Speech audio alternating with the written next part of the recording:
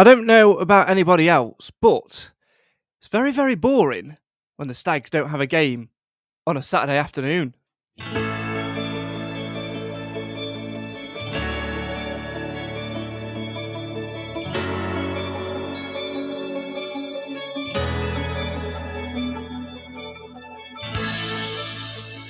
Hartlepool United being in the fourth rounds of the FA Cup meant that the Stags had no game on Saturday afternoon and that they've got to go up there on a Tuesday night later on this season. Yeah, thanks for that. But it also meant that they could get rest in the legs and get the new boys involved in training. Yes, the last time since you were with us on the podcast, we've had a transfer deadline day, which got us off of our seats and shouting with excitement. Matty Langstaff on loan from Newcastle United and Jamie Murphy from the SPL, linking up with Nigel Clough for a third time. It's set for an exciting end of the season, but can the Stags get back to winning ways after drawing with their bogey team Harrogate Town last Tuesday night? This coming Tuesday, it's Colchester at One Call Stadium. Can they continue their unbeaten run? Unbeaten in 9 Sky Bet League 2 games. Tonight, this is the place for you to have your say on your team as we talk transfer deadline day, we reflect on the goalless draw at Harrogate, and much, much more in between on the show for the fans, by the fans. Why? Because Mansfield always matters.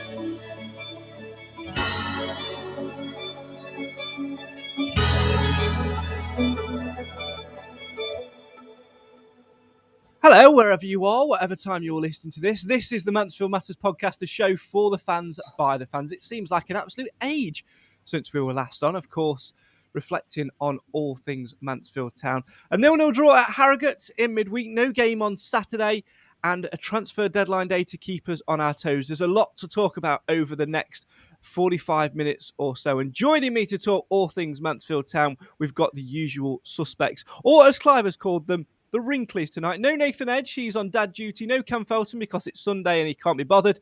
So I'm joined by the best two, because they're the only ones that turned up. Mr. Alan Wilson and Mr. Clive Parkin. Evening, accident prone Al. Good evening, Craig, and good evening, everybody, all the listeners. And good evening to the Edwin Stag, a.k.a. Deliveroo, Mr. Clive Parkin. It's my pleasure to be here. Oh, sorry, should that be Deliver Brew? Is that more of a better gag? It's too clever, that. It is too clever. Just for those who didn't understand that, I was delivering Mansfield Matters mugs to prize winners. Yes. Apologies that they've taken about 40 years to get out to you. Basically, we were waiting for some new packaging to arrive. It arrived and it was the wrong packaging, so I had to send it back and get some more packaging. Then I had a new job to contend with. And then there were lots of games and I just sort of forgot. So Clive helped me out and was Deliver a Brew and dropped lots of mugs off around Mansfield. So hopefully everybody that has ordered, that won a mug in the 12 Mugs of Mugmas should have their mug by now. If you've not, just get in touch via social media and I'll make sure that you get sorted out. And I'm just so sorry. Right, let's move swiftly on. No Nathan, no Cam tonight. So it's you two, as always, to keep us entertained. Or as I like to say, you two to give us words of wisdom. And there's no better place to start. Get your comments coming in on this as well if you're watching the live feed. No better place to start, Alan, than transfer deadline day, where you were up with a coffee, with a bourbon, glued to the action like you were a mad 14-year-old. Yes, I was amazed, Craig, and amazed to get those two over the line. I think it's just unbelievable what he's done, what David Sharp's done, what Nigel, the Radfords, everybody concerned, and I just cannot wait to see him play, and I think they will both play Tuesday night. Clive, what were your thoughts on it? Because I know you sort of you sort of waited up as long as you could. And sort of... I stayed awake as long as I could, but I'm a poor old bugger and I can't stay awake all night. I caught one and missed the other, and I woke up in the morning and thought they've got this wrong. That's not the one we signed. But of course, they'd signed 2. Yes, Jamie Murphy and Jamie Murphy was one of them. Matty Longstaff was the other. Danny, I've just noticed your comment. Drop me a DM with your address and I'll make sure that you get it this week. Apologies once again. So Matty Longstaff and Jamie Murphy are the 2 that were brought in. Matty Longstaff, Alan, was a very last minute one and very much down to the contacts of David Sharp. Yeah, I do believe, from what I could gather, it was likely to go elsewhere. Then that fell through, and it was like really just a phone call to David Sharp, I think, through his contact at Newcastle. Saying that we've got this player, basically reading between the lines. We've got this player that needs game time, decent player. We want him having game time, because people have heard of him before. Any chance? And obviously, things transpired from there. And thank you very much, Newcastle. Yeah, thank you very much, Newcastle. So long as he hits the ground running. The other one, Clive, no surprise, really, in the fact that Nigel Clough has linked up with a player that he's worked with twice before. You'd never have thought he'd do that, would you? That's not his way, is it? It's not his way. That's come out of the blue. It's a rich vein at the moment. Keep it coming. Yeah, absolutely. Let's delve into some of the comments as well. Just ask, is there a goalkeeper at Burton Albion we should be looking to sign in the summer? He went to Fleetwood. Oh. The ex-Man United lad. What's his name? Oh, Kieran O'Hara, I think. Yeah, I think it's O'Hara, isn't it? Yeah, there you go. Right, let's delve into some of the comments. Darren's kicks off. Hi guys, bored this weekend. Roger says boring weekend, yes, but something to look forward to against Colchester on Tuesday. Chris says there will be teams in the Championship looking at our transfer window in awe. Darren adds Tuesdays aren't a half-arsed attempt at Saturdays. Haha, unfortunately. Stags chat, 2 great signings on deadline day. Must show appreciation to David Sharp for them. Jim says people talk of Bowery's miss against Harrogate, referring to, but he's been fantastic so far for the last 10 games or so, and shouldn't be judged over such a time frame rather than one more. Chris says, thanks for my delivery, Clive. Danny, as he says, hasn't got his yet. Make sure you drop me a DM with your address and I'll get that sorted for you ASAP. Pedro says, bubble wrap is a minefield. You absolutely love it. Roger says, some amazing signings, tremendous additions. And Richard says, who do you drop currently? Not Bowery or Oates. That's for sure. So you were both sort of saying, that they'll probably both be in on Tuesday night. But like you say, who do you drop? I mean, prior to the Harrogate game, Alan, I would have said it would have been difficult to drop anybody, but there were sort of a few leggy performances against Harrogate, which perhaps have opened the door for one or two of those players to come in. Yeah, I would say so after what Nigel had said in his interview afterwards, after the game. But also, he sees what we don't in training. And people, they might just have a little lapse in training, not quite as fit as they thought they were, just need time to rest, whatever. But I'm sure he will pick the right team on Tuesday, after seeing the training sessions from Monday, as they should be. Yeah, absolutely. It's definitely something which I'm sure he'll be keeping his eye on. Another thing that he would have kept his eye on, Clive, is that of Farron Rawson, who... it could have come in and just sort of slotted back in, playing defensively well on the training ground and getting himself back in there. But he thought, nah, sod it. I'm just going to plonk some volleys into the top bins and audition to play up top. There's flexibility, and then there's Farron Rawson. He looked very impressive. I thought he was auditioning for a striker's role. The truth is, on the few occasions he's been in a position to score a goal since he's been with us, he's muffed it. So it's not his strength, is it, really? No, it's not. And anyone can score in training. I mean, I used to bang him in quite regularly at 5-a-side, but I never got signed, so it's all good fun. Roger says, the Harrogate game, amazed at how no goals were scored. Some amazing misses. I blame it on the wind. Now, I have to say this, it was an absolutely atrocious conditions again. Very similar to the game on Saturday against Leyton Orient, where the winds did sort of spoil it. For me, the Harrogate game was worse. You could sort of see the ball hanging up in the air and then just blowing straight back in your face. It was absolutely horrible at times, and I felt we dealt with it quite well. But on the flip side of that, Clive, and I know you watched it in full online, I was quite impressed with how well Harrogate pressed us. And to be fair, our midfield's usually our strongest point of the game, but until Kieran Wallace came off the bench, we couldn't get hold of the second ball at all. No, Harrogate's got they've got a good idea how to play against us, and they pressed hard and pressed high, and it nullified much of the free play that we would have expected from our midfield. And it's easy to criticise a midfield; they didn't play as well, but I think they were played as well as they were allowed to do. And Harrogate got one or two really sharp players. I mean, Diamond springs to mind as being a dangerous player. And they could have snatched that game. I mean, they had their chances, as indeed we had a few as well. But the winner was the wind. And I think it was worse probably because the ground has got no high stands around it. They're all low-level stands. So the wind had much easier time of it. And they lost more footballs over their stands than we did the other day. So somebody over there is catching balls and making a fortune. Yeah, that's very true. Not like, but it's a horrible little ground in many ways, isn't it? Oh, yeah. I mean, you were pinched in a little row of seats as well. You couldn't move, and yeah, I think they've got a lot of work to do there if they're going to match up to their ambitions. Yeah, and you sort of saw it on the attendance. I think it was. Let me just have a look at the. Well, it was 1,800, and we would have been 600. Yeah, 1,800, 570 from Mansfield, and they were saying that it was pretty much full. But there was more than 570 because those fans who couldn't buy them on the Field Nil supply line were buying them directly from Harrogate, and there were quite a few Stags fans in their stand. So if you just rounded up to 600, take that off 1,800, 1,200 fans is appalling.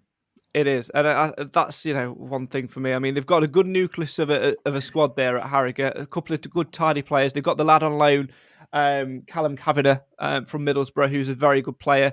Forced Nathan Bishop into a big save, and that's one of the two key things that I wanted to talk about tonight, Alan.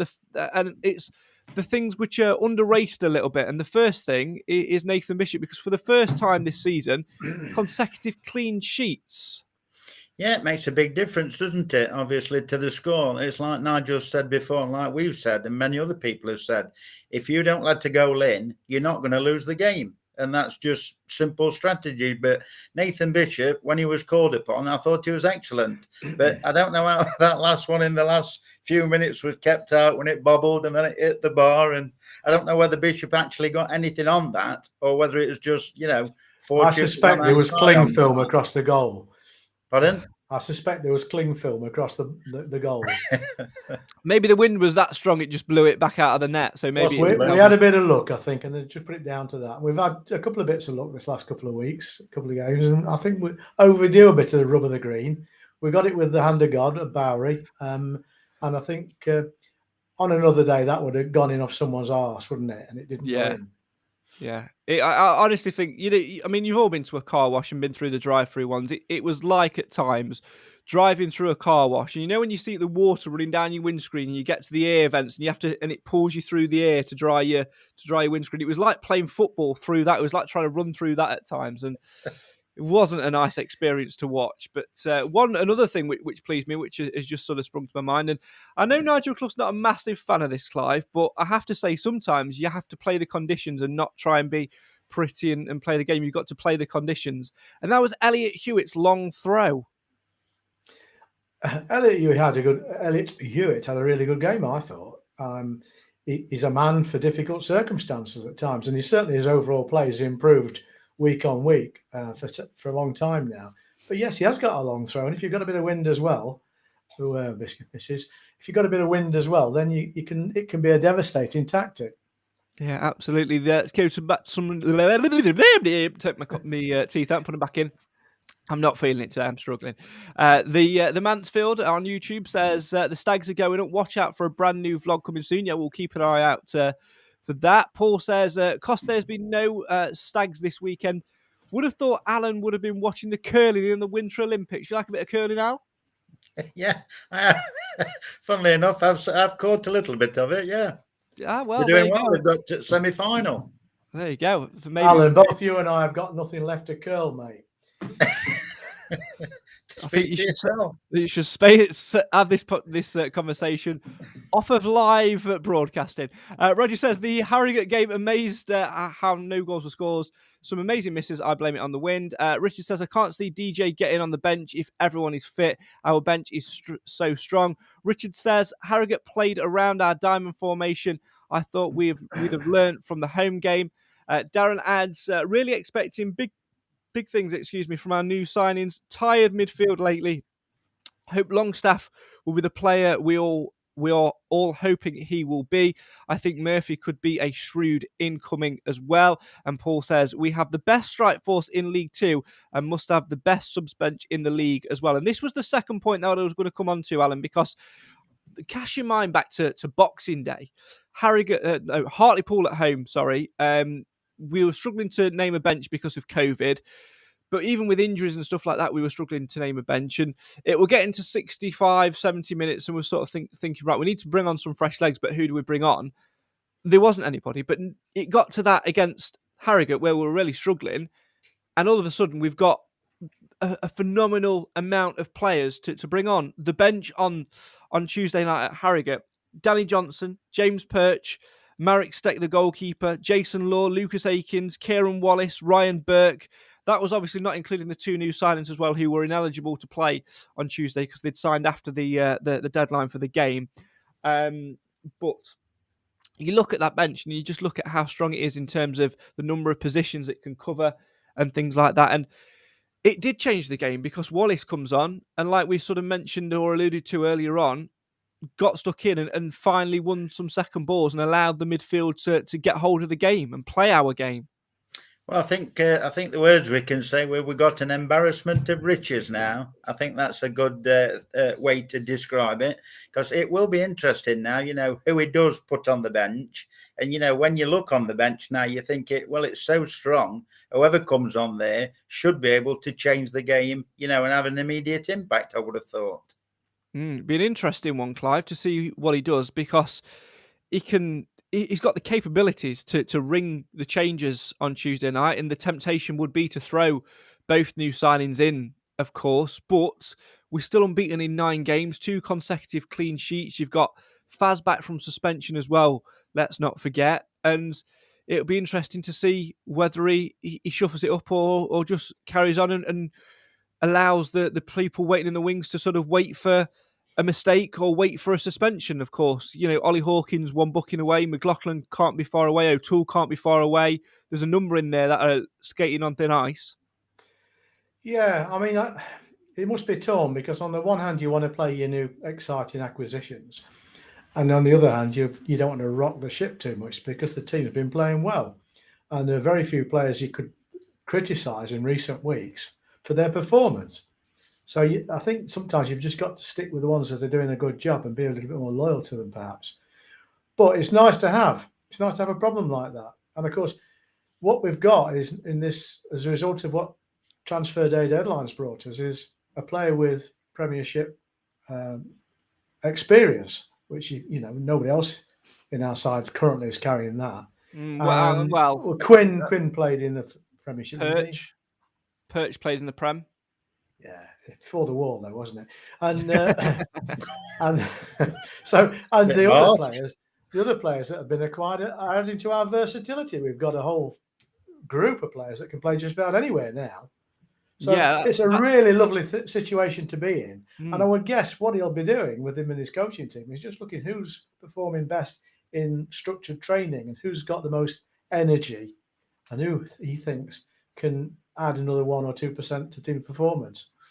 Yeah, it's certainly an interesting one to have. Stags Chat's just posted a question. Just a thought, is Steck still on the transfer list? Funny one with Steck, not quite sure, because I know he was at the start of the season.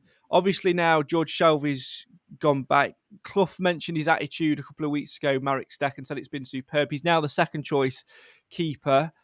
Should anything happen to Nathan Bishop, whether or not he's on the transfer list or not sure. The only place he could go would be to go out on loan to a non-league side like like Jason Law and Ryan Burke and probably James Gale will do in the coming weeks. But he's not going to do that because Clough wants 3 goalkeepers, and we haven't. You take him out of the occasion, you haven't got that, and especially with his experience as well, you don't want to just jump from Bishop to one of the young keepers. That's no disrespect to them either. I think it will just be about his contract next year, because I'm looking now at the squad list. I've got a bit of a squad list here in front of me, and I'm just sort of looking at who's in contract for next season. Now, this is as I understand it. This might not be factually correct. I might have got some wrong, might have some missing. But as I understand it at the moment, those who are out of contract in the summer are Stephen McLaughlin, Farron Rawson, Ollie Clark, Jordan Bowery, George Maris, James Perch, Marek Steck, Jason Law. Who else have we got? And that's it for who we've got at the minute. And then obviously got the loans to go back. So there's a nucleus that are out of contract in the summer. But I think one thing we need to focus on now, Alan, is not thinking about that yet. We need to just sort of get ourselves a couple of months down the line. When it gets to sort of mid-March, that's when we can start having a look, maybe even early April. Well, I think it all depends where you are in the league and whether you're progressing, whether you've stayed same or whether you've dropped slightly. I think that will deter what Nigel Clough will do and who he will offer contracts to. But as regards the new players, what about if they start? There's nothing to stop them coming off after 60 minutes and bringing the lads on that's done it all season, for the last 30, Exactly. Because they will have recharged the batteries and obviously they know exactly what they're doing. And they've not been brought in. It's easy to sort of highlight this, Clive, actually. They've not been brought in to replace anybody. They've been brought in to bolster what we've already got. Yeah, it's been judiciously trimming the squad alongside reinforcing each position. And it sounds disrespectful to take somebody with Premiership experience as cover. But, of course, that's part of everybody's game, is covering for other people. Whether he gets slotted straight in or whether he has to work his way past somebody remains to be seen. I'm talking about Longshaft here, but although it's Longstaff before you tell me off. Sure. And I think, I'm looking forward to seeing him. But I just have, what was that bloody player we had from Nottingham Forest on loan who was a one-trick pony? Mr. Flash Jorge Grant, George Grant. Yeah, now he left a bitter taste in my mouth. And I'm just wondering whether there's a risk that Mr. Longshanks will be a bit of a Grant. We'll see, won't we? I don't think he will. I think he's got more about him. But it's an interesting comment, actually, from Roger Allen, who says, I hope supporters give the new lads time if things don't go how he wants them to. Hopefully they will slot into place nicely, because it's also easy to remember, we brought in, like Clive alluded to then, in the Flitcroft days, a relatively good player in George Grant, who had a great reputation, hit the ground running in his first game, but after that absolutely died on his backside. It didn't work. That's why he wouldn't put the effort in. Yes, I agree. And it's like Roger says, if they don't give him time. But, we've still got 19 games left, irrespective of whether they play 10 games out of those 19 or play all 19. He's got the squad. And I'm sure, with his experience and know how, because he's done it before with Burton, he'll know how to, slot them in as and when needed. Yeah, I think that's the important thing as well. It's going to all be about rotation, all going to be about trying to find some form of gelling. And it would have been very easy, actually, for Nigel Clough, Clive, to take the players away and give them a prolonged bit of time off after the Harrogate game. But they were back in training. The new lads were mixing in well. And from the video footage which we've seen, which I'm very grateful for the club putting out, to be fair, they seem to have slotted straight in, smiles on their faces, enjoying life, have come into a happy dressing room. I think it's a lot easier to do that when it's a much happier dressing room and a nice little atmosphere, rather than one which is tense and walking on eggshells and everybody sort of hating each other. I think it helps having a week off as well, because the training regime would have been somewhat more relaxed than you would have to do if you were doing Tuesday, Saturday. You've got very little time. You've got building rest time anyway. Very little time to develop people in units. And I don't think it was a mistake they had a bit of a lark, because that's really good for morale and players love to do it. And I'm pretty sure that this week's been a rather more relaxed week at training ground than it might ordinarily have been. Yeah, it's certainly I think probably played into our hands a little bit more, Alan, not having the game on the Saturday. I know we're going to have to, play them at some point. We've got a very, very busy month in March, but that actually bodes well when you're on a bit of a good run of form. It does. And playing devil's advocate just for a couple of seconds, just to say Nigel picks the same team on Tuesday night, as what he has done where he possibly can for the last so many matches. It's up to them to keep the shirt and keep Longstaff and Murphy on the bench, and ready to go when needed. But, it's all in their hand, isn't it? And that's the nice thing that Nigel's got. He doesn't have to change it, but if he needs to, the people are there that he can. Darren says Longstaff seems very grounded in his interviews. That's what's impressed me. All smiles on the training ground too. How good Rawson's efforts on goal up front. Get him up front. Yeah, well, we'll have to wait and see. The other thing is as well, Clive, we're talking about these players that we brought in. We'll touch upon those that have gone out in a second as well. But like we said earlier, it's all about bolstering the squad and giving us the options, because we have got a number of players that are skating on thin ice now in terms of suspensions. We can always have injuries as well, and we need to make sure that we're covered for those eventualities, because if you'd have, the prime example is earlier in the season when Stephen Quinn got a 6-game ban and we really, really struggled without him. If you take Stephen Quinn out of the equation now, the occasion, whatever it is now, out of the equation, go on. That's it. I've lost my head. I'm not feeling great today. If you take him out now, we've got enough reinforcements in there that can come in, and we've got enough, not necessarily positionally that I'm thinking of. I'm thinking more about leadership and experience, and that's going to be the difference between not being unbeaten and then being on a poor run, which we're on. And you look at the amount of players that we've got currently on 4 bookings awaiting suspension: Maris, O'Toole, McLaughlin, Hawkins.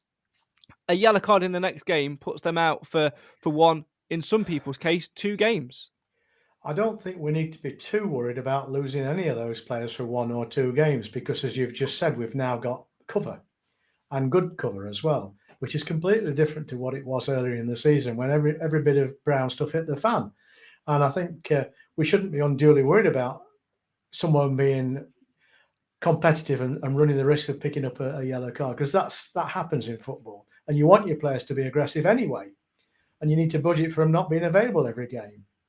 So I'm not too worried about that. We've got cover. I mean, we've not got the depth of injuries we had earlier in the season, apart from Lapsley, who's probably going to get back sometime towards the end of March, I would have thought.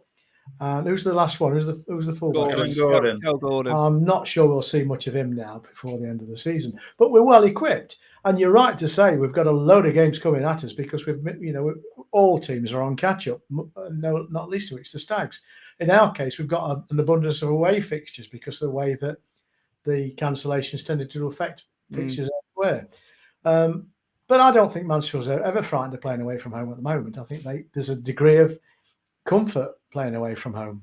As long as we don't wear the blue shirt, we're all right.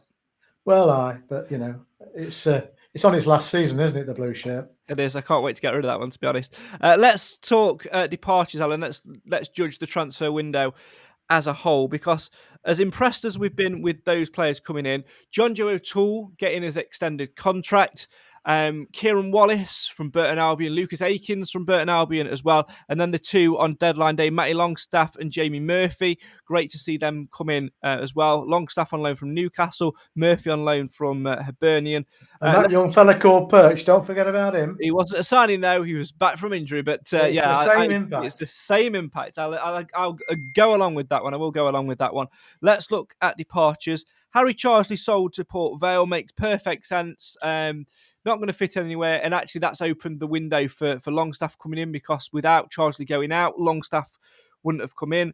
George Selvey, for me, a little bit of a blow in terms of him being recalled by Nottingham Forest, because it's left us a little bit short in the goalkeeper department, but touch wood, fingers crossed, lucky horseshoes and all that, we'll be all right, because Bishop has been absolutely phenomenal for us as well. And I still think, as much as people will remember his errors from last season, Steck is a very, very, very good backup with championship experience.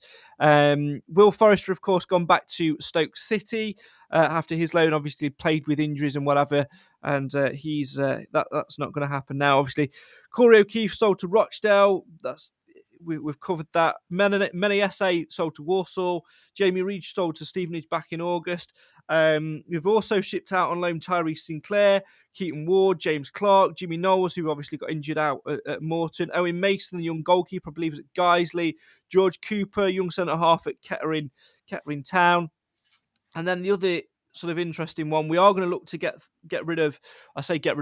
out on loan Jason Law, James Gale, and Ryan Burke, who will probably drop down to they'll have to drop down to a conference club or below in the coming weeks. So it'd be interesting to see where they go. I think the last we heard from Nigel Clough, there was interest in Law before deadline day, but whether or not that was a league club and that's now dead in the water, we're not sure. I'll try and get an update with him on Tuesday night. Still leaves us in a very, very good position with what we've got. But aside from that, on paper, for me, this has got to have been one of the, if not the best transfer window we've had in terms of those who we've brought in being better, for want of a better phrase, than those we've got out. We've added quality and also at the same time, Alan, trimmed down the numbers. Yeah, I would agree with that. I can't disagree with anything that's been said. He's had a very, very good, time in the all the discussions that he's had. My only concern, well, it's not much of a concern, but it's a slight concern that there's a lot of the young academy players, and I can understand why he's done it because they haven't played, so it's fair comment to get them out on loan. But it's like experienced players coming in or players that obviously with more talent, Premiership, whatever. But it just seems to be that we haven't got many youngsters coming through, who we've had in the team before. But you can understand why it's happened to get them, and if they do play well, such as your James Clark, Owen Mason, they're playing well, Keats is playing well apparently, it might bode well, for the end of the season. The one which is really catching my eye at the minute is Owen Mason, who seems to be doing really, really well in his loan spell at the minute. A couple of clean sheets as well, getting some really rave reviews. And, of course, James Clark, who we know all about. I think the big problem there was, Clive, some of the young players have had opportunities but haven't really hit the ground running when we needed them to, when they had their opportunity, and hence why they've gone out. I'm talking particularly about Tyrese Sinclair, who has been... For me, I like the lad. He's a really good lad off the pitch, but he's just not hit where we wanted him to be. We've rolled the dice, wanted a 6 and got a 1. Yeah, and he's not pulling any trees up on loan to Scunthorpe either. He got pulled off on after 60 minutes or 50 odd minutes at the weekend. I hope he does well. I hope he develops. I don't see him being in the long-term plans at the Wonk going forward. But the big problem we've got, and it's not just our club that suffers it, but it is affecting everything we've been discussing so far, is the lack of a reserve league. There needs to be a competition, and I mean competition, not just occasional games, that you can therefore develop players in a competitive arena. At the moment, we develop players in the academy, we develop them on the training ground, but then they sit around and don't do anything, primarily because either they're not quite ready or the club isn't in a position to take a risk with them. And that's what was happening earlier in the season. We were under so much pressure because we weren't getting points that Brian Clough was... Brian. I knew you'd do that.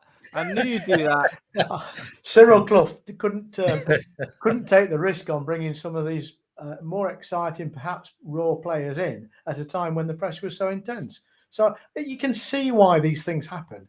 But I'd love there to be a reserve league. There used to be in the olden days, and there isn't anything like it now. Whether that's a reserve or an under-23s league, which is one and the same thing at this level, I don't know.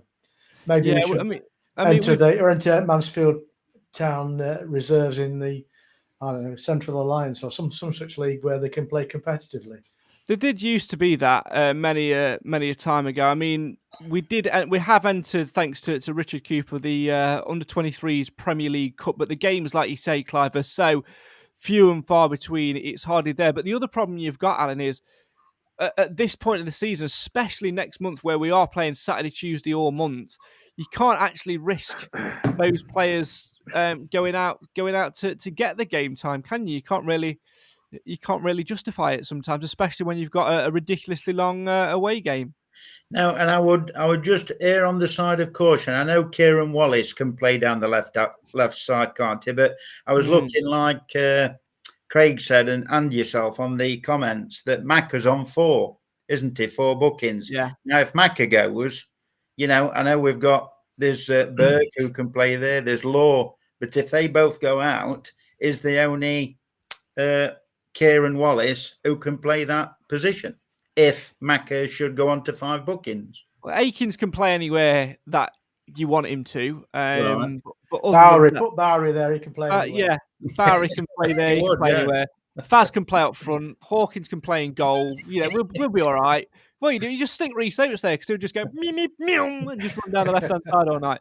I just found a website. I don't know how accurate it is in terms of the 23 games. Mansfield's next game, we're looking at this. It says the 14th of Feb that we've got Leeds United under 23s. And then on the 23rd, we've got Wigan under 23s. Both home fixtures where they'll be played, I'm not sure. But Alfreton. Yeah, they probably will be both played at Alfreton, to be fair. But you'd hope that the players would get a bit of a run out. The Wigan game was due to be played at Alfreton a couple of weeks ago, wasn't it? Yeah. And it was cancelled. Yeah, it was. Yeah, so I was going to go to that game. I thought I was looking forward to having a trip out. I think they do good chips at Alfreton as well. Yeah, it's not a far jaunt either, is it? But I definitely agree. There definitely needs to be something a little bit more in there in terms of in terms of fixtures and keeping these players fit. But it's a definite quandary to ponder over. Let's go back to some more of your comments. Roger says used to be the combination league years ago. Richard says could Owen Mason be the next season's number 1? Probably not next season, but I certainly think he'll be in contention maybe for second choice. It will all depend on where we are actually in terms of league status, because if we're in League 2, there's not a chance that United are going to let Bishop come for another year, and with Steck out of contract, he'll probably be let go anyway, but we'll worry about that at the end of the season.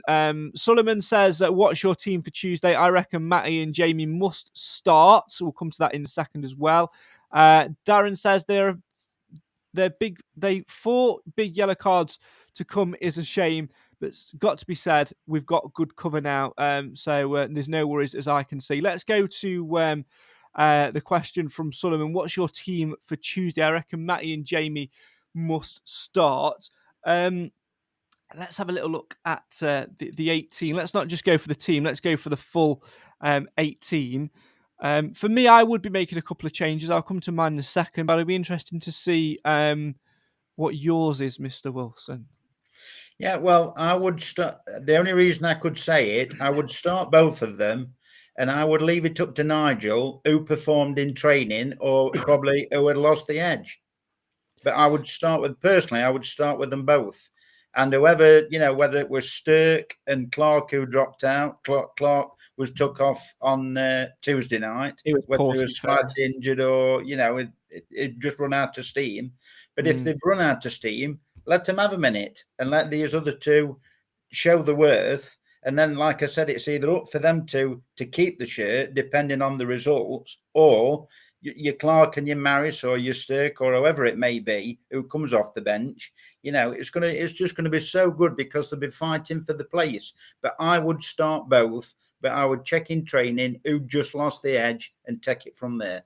Clive, what about you? Would you play Akins in that idea then, Alan? Where would you put Akins? No, because he's not fit yet. He's not fully fit. Oh, well, you've just given me some inside information. I'm taking him off my prediction. Oh, right. I'm only listening to what Nigel said. Nigel said he would have started Tuesday night, but he's not fully fit. That's what he said.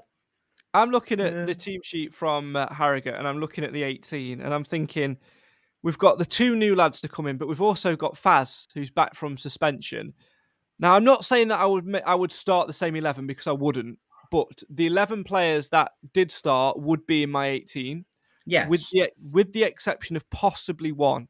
And it's a loose possibly. I'll come to that in a second. Oh. In terms of the other players that were on the bench, the 2 changes that I'd make on the bench would be to introduce the new lads. And that is, I'd bring in obviously Murphy and Longstaff and Burke and Law would go out naturally because they're the two youngest, more inexperienced players. That's nothing against them. I like Jason Law.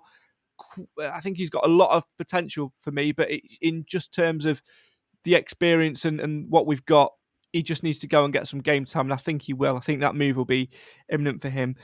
The big question then is, do you bring in Farron Rawson? And my honest answer is no. He's a good defender, and I like Faz, but he's been suspended for 2 games, and we've kept 2 clean sheets. And for me, you can't change your back 4, Clive. That's kept 2 clean sheets, can you?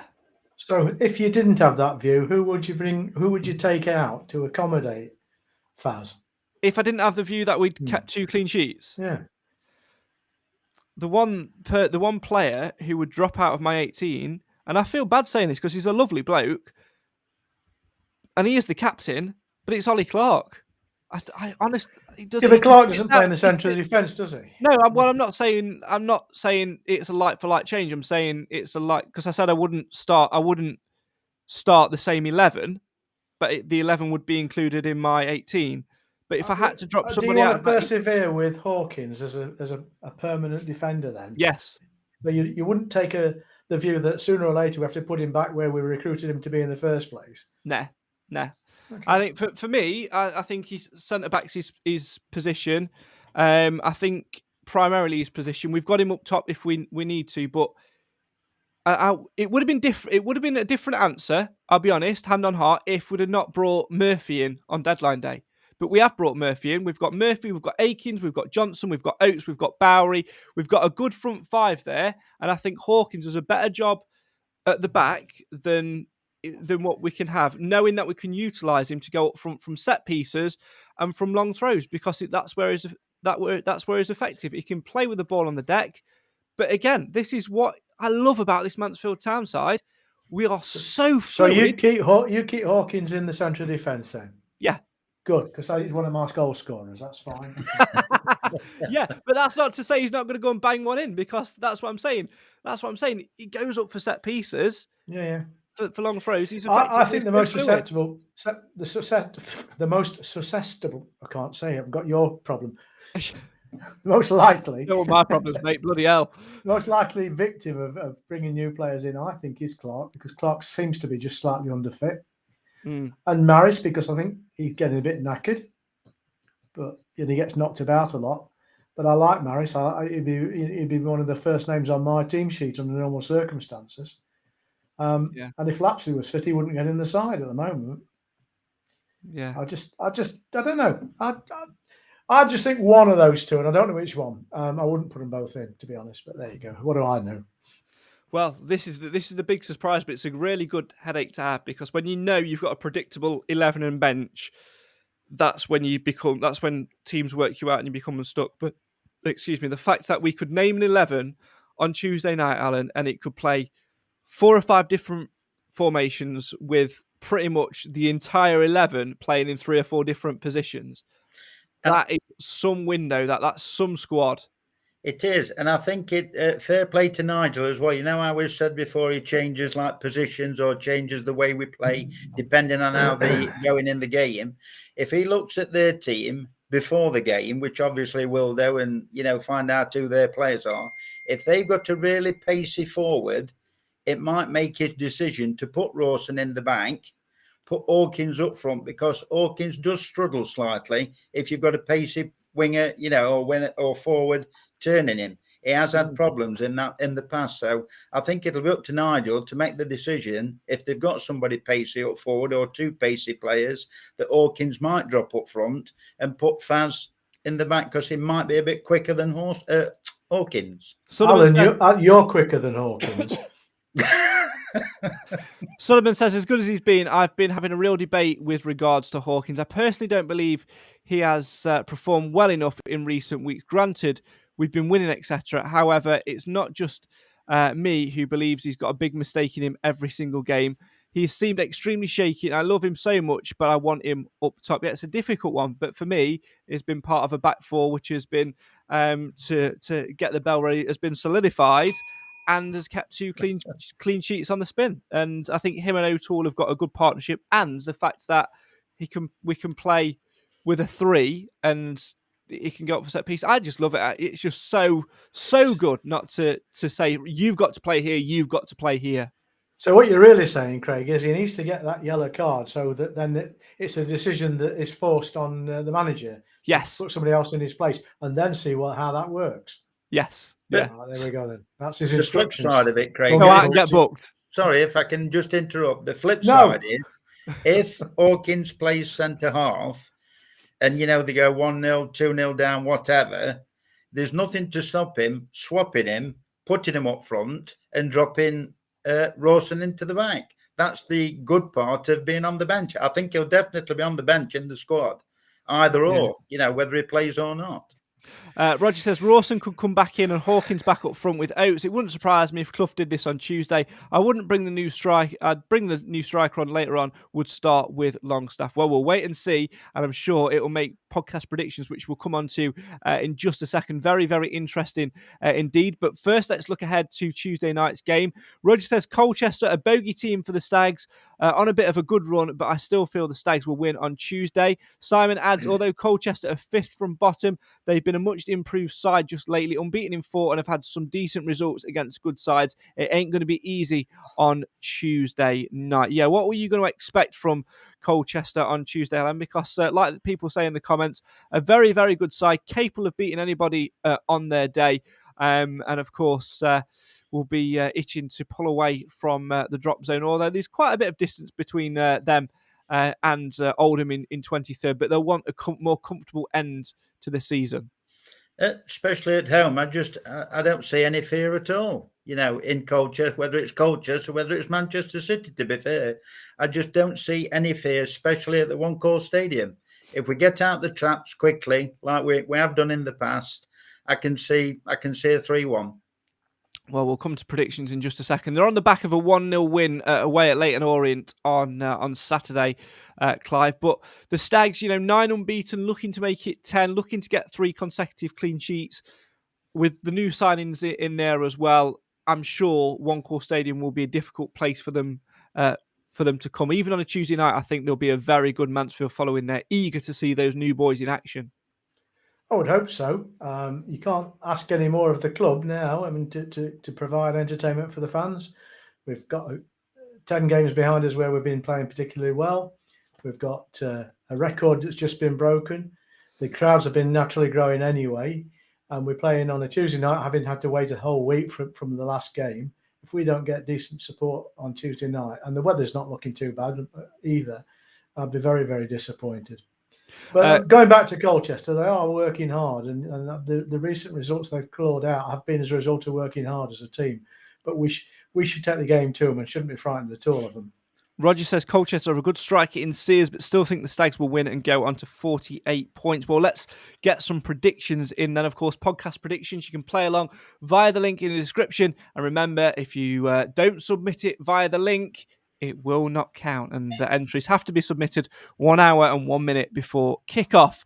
Right, let's have a little look at the podcast predictions table. In 10th place, we've got Ricky Edge. In 9th place, Alan Wilson on 18 points. Tied with Cam in 8th, Roger King in 7th, just ahead on 19 points. Then a huge jump up from 7th to 6th. Steve Nadine, the only person to actually score a point in last week's round of predictions. Well done, Steve. Draw. Got a 1 point for that on 25 points. Then another Steve in 5th, known as Just Steve. Nick Felton in 4th on 35 points. Then it's me in 3rd on 35. Clive just ahead in 2nd on 36. And then Nathan top of the tree on 41 points. We need to close down Nathan at the top. Let's get some predictions in then. Obviously, Nathan and Cam can't be with us.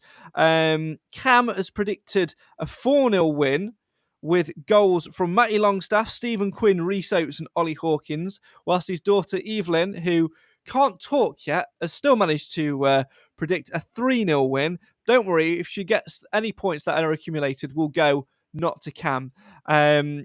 She's predicted a 3-0 win. Oates, Quinn and McLaughlin. Next in the table is you, Alan. So I'll come to you. What are you going to go for? I'm going to go 3-1, and I'm going to go Mr. Barry, Mr. Oates, and also Mr. McLaughlin.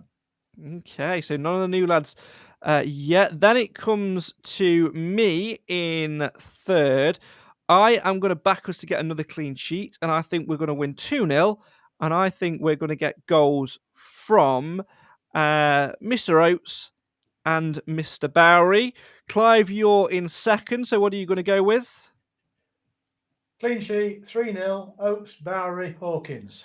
Rhys Oates, Jordan Bowery and Ollie Hawkins. Nathan submitted his prediction earlier on. He also went for a 3-0 win with goals from Quinn, Akins and Longstaff. In the comments, Chris has said 3-0 Longstaff a screamer on his debut. Darren says 2-0 easy first half win with Quinn and Maris. And Roger says Oates is definitely due a goal. Remember, if you want to play in the Podcast Predictions League, make sure you get it in via the link in the description. That's almost all we've got time for on the conversational front before we play the highlights from last Tuesday night's game and let you get back to your evenings. But before we do, the one thing I get asked, in fact, I'm going to ask you, what do you both think is the one question since doing commentary and doing the interviews, etc., which I'm getting asked every single day almost by fans on social media, Alan? What do you think that question is? What, to Nigel? No. In general, what do you think the question I'm getting asked is? It's got something to do with Clough. Oh right. How long have you got the job? No, not that one. Not that one. Clive, any guesses? I think the question would be, what makes you think you're a commentator? That's harsh. Very harsh. You know I love you. Though. No, I don't know. You're just so annoyed because you've lost a travel partner and an away game partner. I think, seriously, the question would be, why is it that people confuse Nigel with Brian Clough? That's your own question. No, the question is, it's not what's your favourite biscuit, Darren, but we'll come on to that in a second. It's a very important question. The question is, can you ask Nigel this? Can you ask Nigel that? Well, I could, but you can. Thanks to... And Alan's got it now. He's got it. There you go. The penny's dropped. There we go. Convoluted segue that was. I know. Thanks to the Virtual Fans Forum in association with the Stag Supporters Association with Nigel Clough and David Sharp. The club are now inviting video questions from supporters to manager Nigel Clough and CEO David Sharp out of a Virtual Fans Forum in conjunction with the Stag Supporters Association. The programme is due to be pre-recorded in the week commencing the 14th of Feb, so you've got a couple of days still to get them in, and will be shown in full on iFollow Stags, as well as the club's official Facebook, YouTube and Twitter platforms. And as always, we will be giving our verdict to it as we did last year. Questions can be related to any topic and asked via video. Video should be recorded in landscape on a mobile phone or visual recording device and submitted via email to mark.stevenson@mansfieldtown.net. Please also state your name and location and who your question is addressed to in the video recording. You can send them via email, via file transfer websites such as WeTransfer and MyAirbridge. I recommend WeTransfer, to be honest. Videos should be sent in before close of play on Thursday, the 10th of Feb. So you've got till this Thursday to get them in.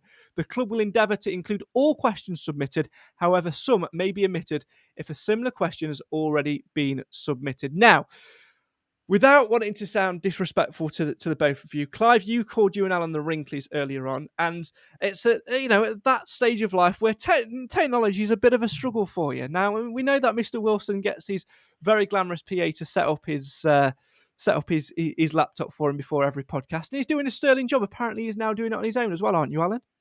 Occasionally, I'm doing my best. You're doing your best. Well, that's going to put this to practice. Have you got your mobile communications device within reaching distance of you?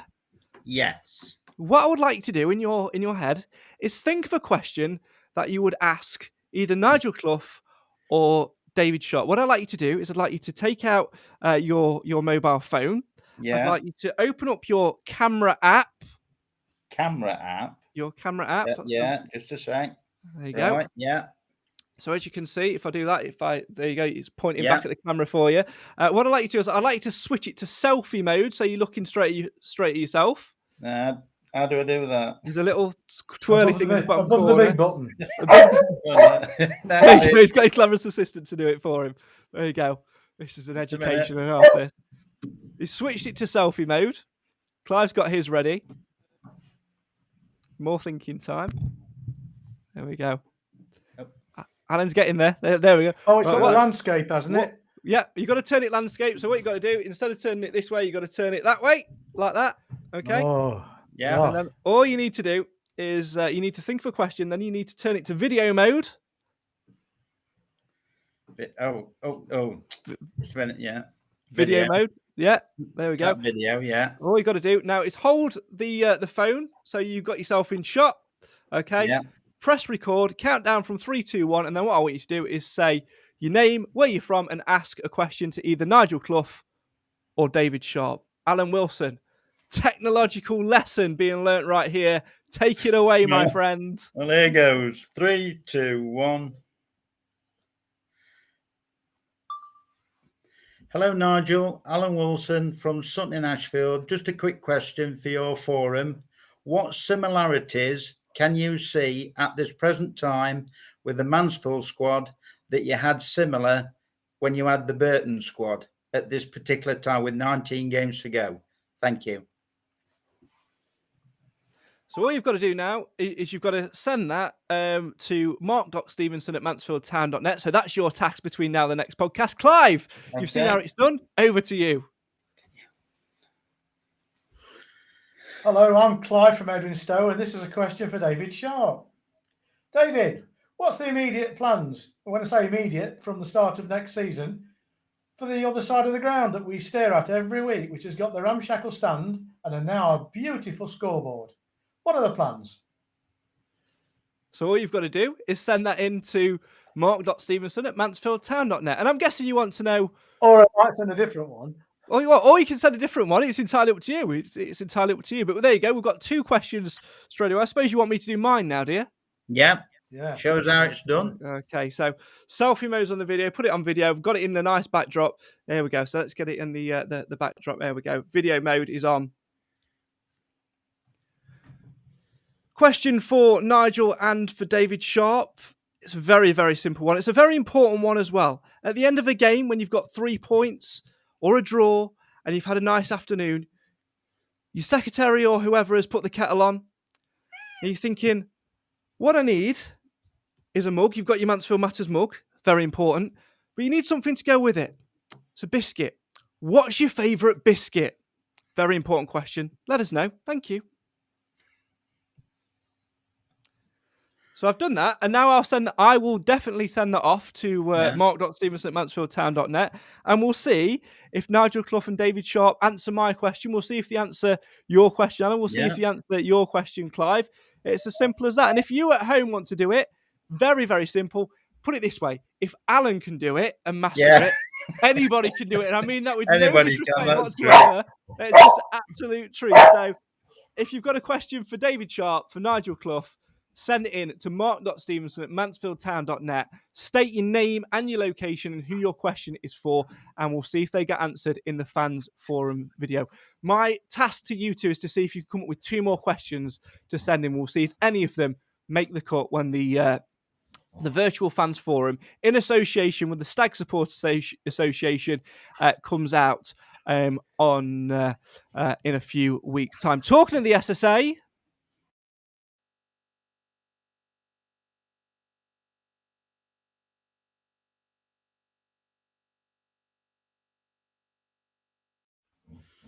Of course, you can travel to the upcoming away games with the Stag Supporters Association to Bristol Rovers on Saturday. Where you can go. There's a 3rd coach has now been added, so make sure you get yourself booked on that. Departure time, I think, is 9 o'clock for that one, and then 9 o'clock. Then Newport a week later, 8:30 from One Call Stadium, and the prices for both: £15 for an Amber member, £20 for a Blue member, and £25 for a non-member. Make sure you get yourself booked on via the usual number, which I can't remember off the top of my head. So just I can. Yes, Alan. What a guy. 07967 689 597. There's the numbers, because he has it written down on a script every single week, and it's because I'm not reading it off a graphic. I decided to do something different this week. Get yourself booked on and enjoy a trip to Bristol Rovers and to Newport to back the Stags. That's all we've got time for on today's show. Thanks so much for joining me, gents. As always, we shall finish with 10 minutes worth of highlights and look back on the last Stags game. So sit back and enjoy a goalless draw. Harrogate 0, Mansfield Town 0, as told by... I know, a lot of highlights in it, as told by Lee Wilson and myself on Mansfield 103.2. And we'll see you later in the week to reflect on Tuesday's game with Colchester.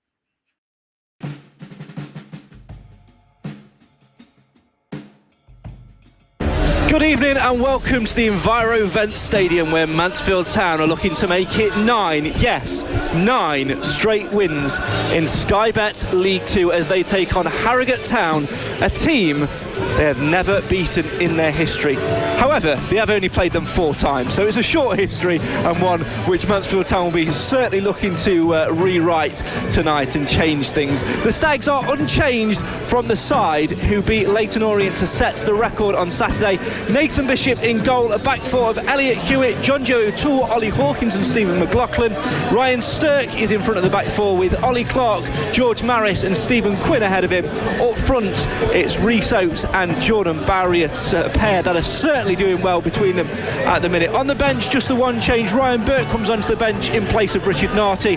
Also alongside him is James Perch, Danny Johnson, Kieran Wallace, Marek Steck, the goalkeeper, Jason Law and Lucas Akins. Mansfield Town will go from left to right, Harrogate Town right to left, as we say. Stags in their away strip tonight. They've not won a league game this season wearing this strip, but they have won in it, most memorably at Sunderland and Doncaster, and if they can repeat those performances tonight, we'll certainly be going home happy, hopefully with 3 points on board. Harrogate then will get us underway. The referee tonight of Chris Pollard looks at his watch, looks at the ball, blows his whistle and kicks this Sky Bet League 2 fixture off. It's a long ball punted forward from the 33 Lewis Richards for Harrogate, and it's gone straight out of play for a Mansfield Town throw. The goal kick is forward towards Barry on the right hand side, clips it down towards Rhys Oates, who controls it well, and he's sent Barry on his way here down the right channel. Barry looks to get a low ball in towards the advancing Hewitt. Inside the box is Hewitt, clipped it towards the middle, and it's turned over the top of the bar by, I think, George Maris arriving at the back post. Good move by Mansfield there. Barry and Hewitt interchanging well, good ball in, but Maris just couldn't keep the effort down.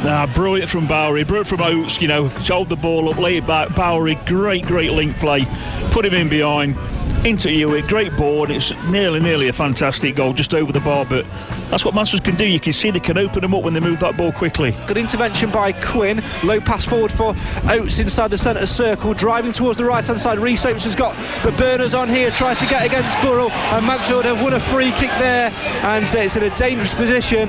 Hewitt tried to take it quickly and fire it in towards the back of the net, but the referee having none of it and rightly pulls it back. But this, a dangerous position from the Stags. They need to be on their game here. Yeah, it's good from Oates there. Again, what he does best is pick the ball up and he's turning he's used his strength and his pace, and he's holding him back all the time. So it looked like a good tackle of a few moments, but he had hold of him. It was a free kick, and just the last couple of minutes we started to look more of a threat. So hopefully we can make this count, but about 30 yards out, we need a bit of quality here. Yeah, just to the right of centre, McLaughlin and Maris both stand over it, some 30 yards from goal, 5 in the Harrogate wall. I think he might bend this around the wall. Maris, let's have a look.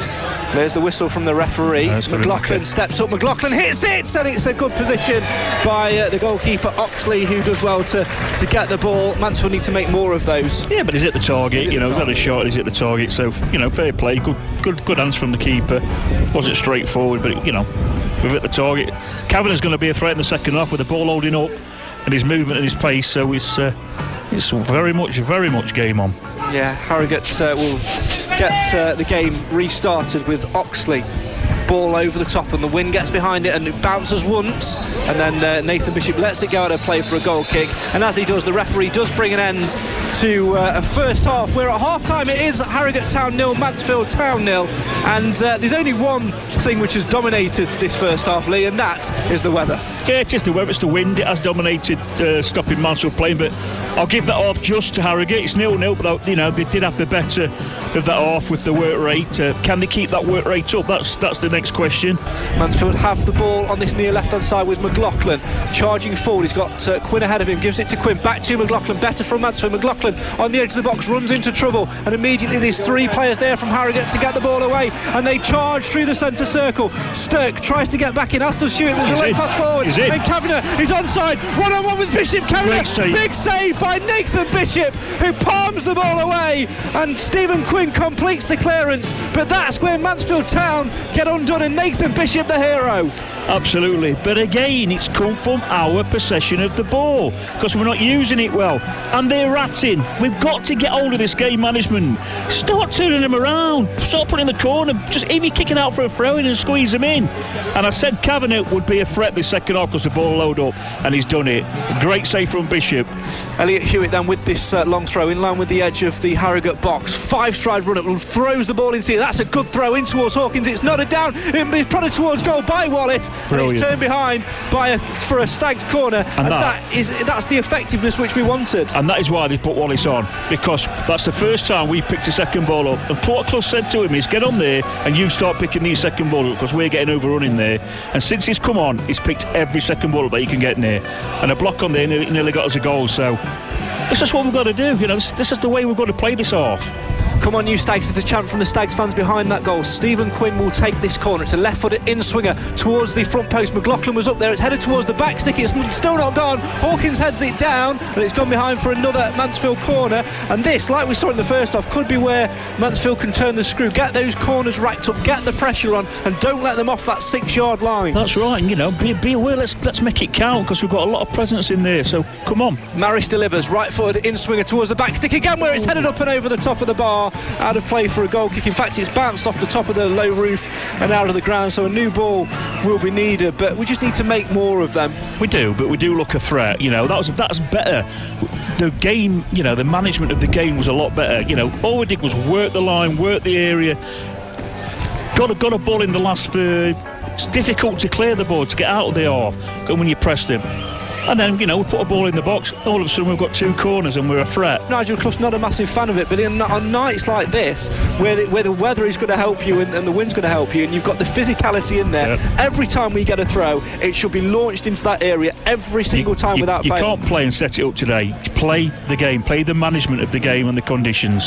Hewitt with the throw on that right-hand side, long in towards that front post. Hawkins flicks it on, it's not quite got it, falls on the edge of the box for Sturg, turned away from goal. Wallace now hits it, and it's turned behind, and it goes for a goal kick. Mansfield's best chance of the game, 68 minutes gone. McLaughlin short to the feet of Bowery, back to McLaughlin, sets himself for a cross, delivers in towards the box. Oates takes it down well, Reece Oates inside the area, away to the left-hand side, gets it wide for McLaughlin again, clip back in towards the middle, up goes a header, it might fall for Akins to the back stick, Akins prodded in, off the line, by Bowery off the line, has he missed and that? Harrogate right again, comes for Hawkins, now for McLaughlin, driving forward again. Mansfield lose the ball, and O'Toole's got to be on his money now, because Kavanagh is one-on-one with O'Toole, so ball forward, now they're in the box with Diamond against Bishop, Diamond, and Bishop saves again. Armstrong gets the follow-up, and he puts it over the bar. End-to-end stuff here, but how did Mansfield miss the chance at that end and then get lucky at that? Oh my God,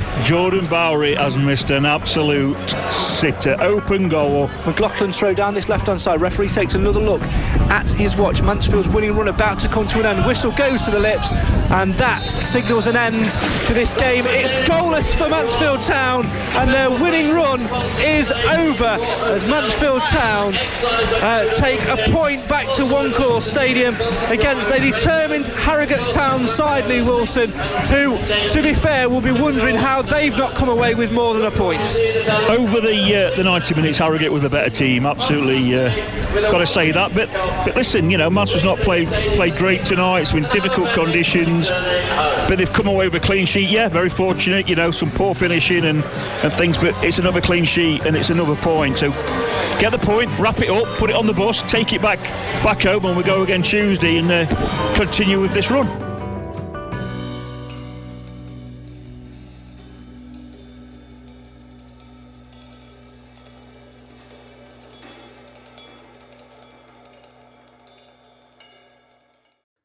Another clean sheet, another game unbeaten, making it 9 unbeaten in Sky Bet League 2. Can they make it 10 on Tuesday?